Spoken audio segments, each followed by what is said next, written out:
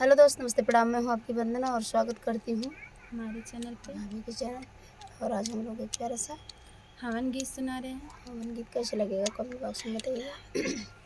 कंचन की थाल देखो सजने लगी है, कंचन की थाल देखो सजने लगी है, हवन आंगन में होने लगी है, हवन आंगन में होने लगी है।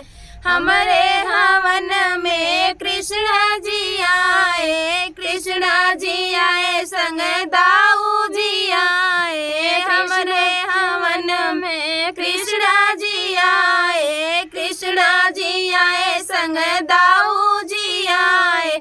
राधा की आरती होने लगी है, हवन आंगन में होने लगी है, हवन आंगन में होने लगी है। कंचन की थाल देखो सजने लगी है, कंचन की थाल देखो सजने लगी है, हवन आंगन में होने लगी है, हवन आंगन में होने लगी है। हमारे हवन में राम जी आए, राम जी आए संग लक्ष्मण जी आए। हमारे हवन में राम जी आए, राम जी आए संग लक्ष्मण जी आए।